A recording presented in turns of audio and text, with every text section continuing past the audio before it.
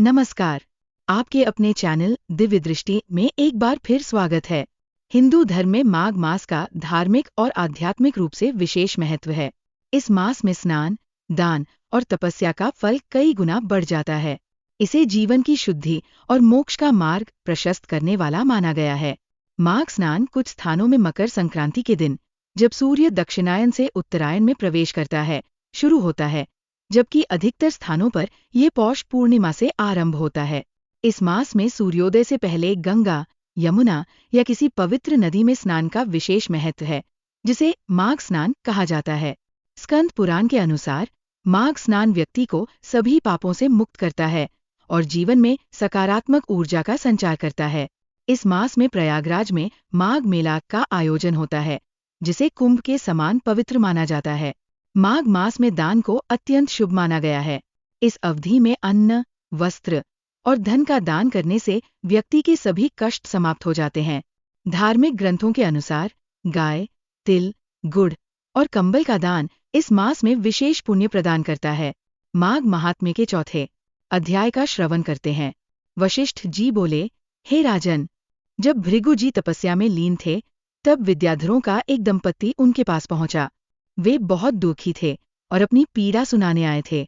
उन्होंने भृगु जी को श्रद्धापूर्वक प्रणाम किया और कहा, हे मुनिदेव, इस दिव्य देह को पाकर भी हम दोनों अत्यंत दुखी है। मेरी पत्नी अत्यंत सुंदर है और नृत्य एवं संगीत में प्रवीण है। ये वीणा वादन में निपुण है, जिसके लिए महर्षि नारद ने भी प्रशंसा की है। इंद्र और भगवान महादेव भी इसके संगीत से प्रभावित है। इतनी सुंदर और गुणवान पत्नी पाकर भी मैं सुखी नहीं हूँ।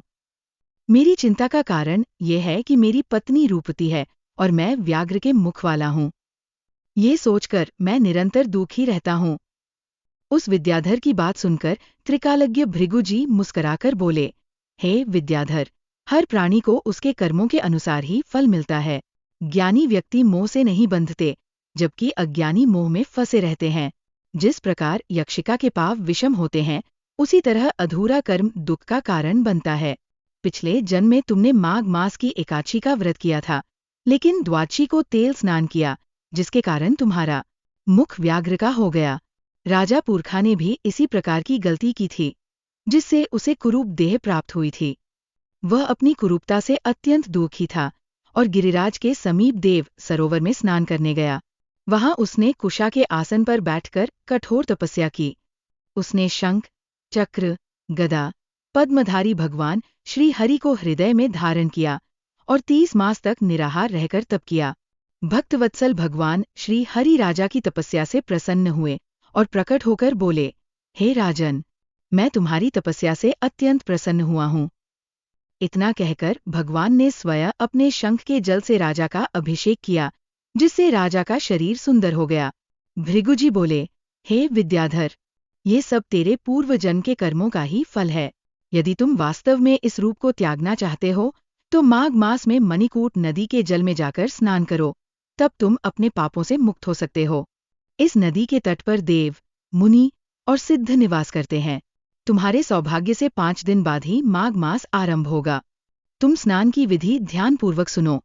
पौष शुक्ल एकादशी से ही प्राणी को त्रिकाल स्नान करते हुए पृथ्वी पर शयन करना चाहिए। भोग विलास त्याग कर जितेंद्रिय होकर माघ शुक्ल एकादशी तक तीनों समय भगवान विष्णु का पूजन करना चाहिए। यदि तुम ऐसा करोगे तो तुम्हारा मनोरथ पूर्ण होगा। द्वादशी के दिन मैं स्वयं आकर तुम्हारा अभिषेक करूंगा। निश्चय ही तुम कामदेव के समान सुंदर हो जाओगे। इतना कहकर भृगु जी ने फिर कहा, हे विद्याधर, माघ स्नान प्राणी के समस्त पापों को नष्ट करने वाला है। इसका फल तप और यज्ञ से भी श्रेष्ठ है। पुष्कर, कुरुक्षेत्र, ब्रह्मावर्त, मायापुरी, हरिद्वार, काशी, प्रयाग और सागर संगम में 10 वर्षों तक निरंतर स्नान से जो फल मिलता है, वह माघ मास में केवल 3 दिन के स्नान से ही प्राप्त हो जाता है। जो स्वर्ग की कामना करते हैं, उन्हें मकर संक्रांति के सूर्य में स्नान करना चाहिए। इससे आयु, आरोग्य, रूप, सुख और सौभाग्य की प्राप्ति होती है। जो नरक और दरिद्रता से भयभीत हैं, उन्हें सदैव माघ स्नान करते रहना चाहिए। वशिष्ठ जी ने कहा, हे राजन, भगवान भृगु की इस पवित्र बातों को सुनकर तुम्हें माघ स्नान की महत्ता का ज्ञान हो गया होगा। ये स्नान अनेक फलों को देने वाला है। चाहे सकाम हो या निष्काम भाव से प्राणी को माघ मास में स्नान करना चाहिए। इससे इस लोक में समस्त सुखों की प्राप्ति होती है और परलोक में भी समस्त सुख मिलते हैं। माघ मास के स्नान से पुण्यों की वृद्धि होती है और समस्त पापों का नाश होता है। सतयुग में तप, त्रेता में ज्ञान और द्वापर में कर्म फल देता है। उसी प्रकार माघ स्नान सभी युगों में श्रेष्ठ फल देने वाला है। ये स्नान सभी वर्ण और आश्रम वालों के लिए फलदायी है। वशिष्ठ जी बोले, हे राजन, भृगु जी के समझाने पर विद्याधर ने अपनी पत्नी के साथ आश्रम के पास झरने में विधि पूर्वक माघ स्नान किया। भृगु जी की कृपा से उसे सुंदर देह प्राप्त हुई और उसका दुख दूर हो गया। वह कामदेव के समान सुंदर मुखवाला होकर अपनी पत्नी के साथ विहार करने लगा।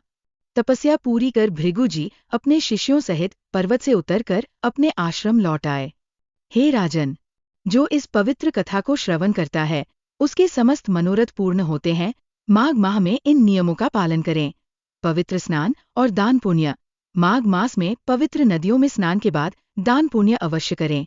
स्नान के पश्चात दान करना अत्यंत शुभ फलदायी माना गया है। कंबल और गर्म कपड़े दान।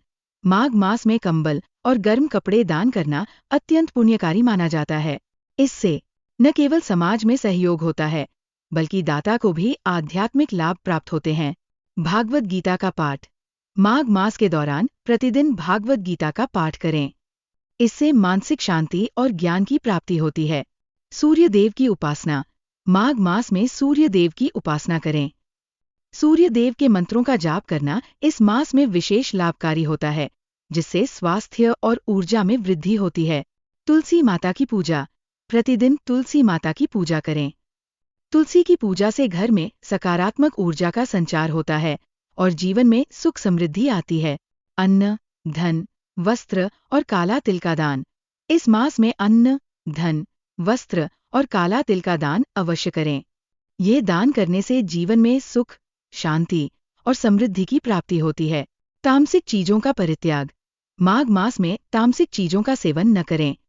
इस अवधि में सात्विक भोजन का सेवन करना शारीरिक और मानसिक शुद्धि के लिए आवश्यक है। कल्पवास के लाभ।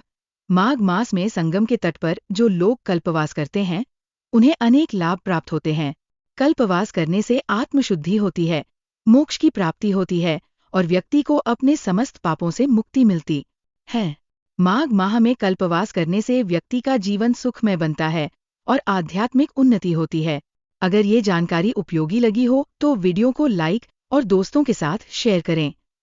चैनल को सब्सक्राइब करें और बेल आइकन दबाना न भूलें ताकि आने वाले हर उपयोगी वीडियो की जानकारी आपको सबसे पहले मिले। अगली वीडियो में फिर मिलेंगे। धन्यवाद।